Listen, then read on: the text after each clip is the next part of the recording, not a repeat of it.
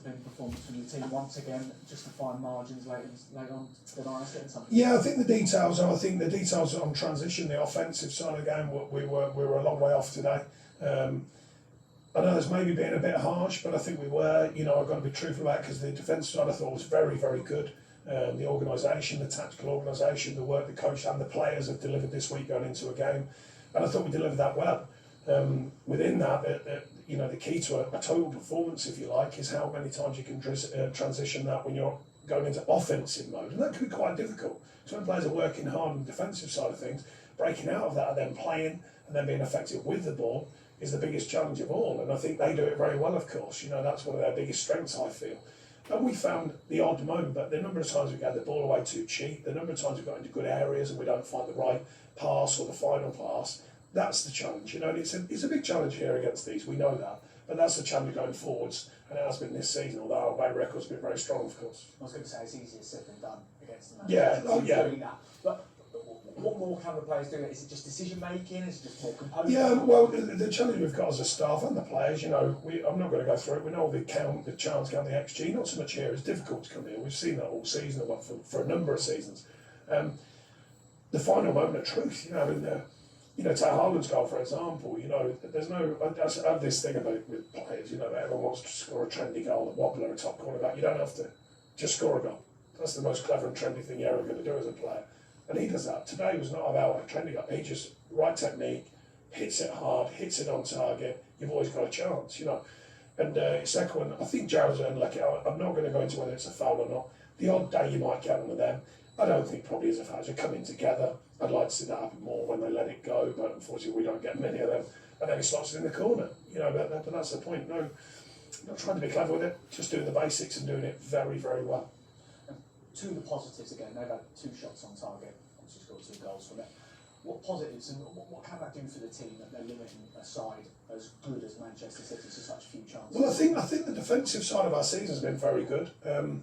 You know, the challenge has been turning that into chances, but the chance count is high and the XG and all the rest of it. So it's sticking with it. It's sticking to the task right in front of you. And as we said, with the Premier League's difficult anyway, but these are the top ones, I think. You know, I've said that for years. And, you know, I'll give credit to them again, because it's not just their technical ability, it's not just the squad. You know, you look at the bench, look who they're bringing on, but it's the habits, you know, it's the anticipation of the game, not just with the ball, how they anticipate transition, how they anticipate the defensive side of things. They do it very, very well, and with real quality when they get the final moments. And I think that's the blend we're still looking for, we're still searching for. By no means modelling our thinking on Man City, I'm modelling my thinking on the game and the modern game.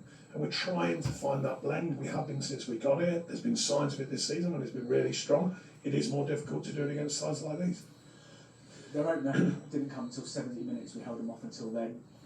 Contentious on the corner. I know certainly when you look. Yeah, look, I mean, you know, games like this, you don't get them, do you? You know what I mean? There was a number of decisions. I'm not going to keep harping on about it. There's a number of decisions today, soft decisions. You know, Ghana gets booked for a tackle. Their lad doesn't get booked for pulling Dom off the pitch in the first half. You know, who knows, who figures all of that out. But at the end of the day, I'm not going to start going into chapter and verse on what might be or might not be. You very rarely get them, you know, and it's between 2 players. It usually goes to the offensive side, particularly at that moment. That's the way it goes. It's the first time the side has limited City to no shots on target on home soil in the league in the first half since August 2022. So that does go to show the kind of defensive massive improvements have been made under your management. Yeah, I mean, look, you know, I think the structure of it, and I think the players deserve a lot of credit, because some of them have had to work at that. It's not always been natural to them, and I think they've found that base to work from. I'd like to think the organisational point of view, our tactical understanding helps through the coaching and the analysts as well. The key is what I said, and you know, present company granted, because they are good, but it's that transitional moment. You know, how can we go that? But even that, this season's away record's been strong, so you know, I can't over question it. We've got to sometimes, you know, respect the fact we're playing here. That doesn't mean before the game, though. I made that clear.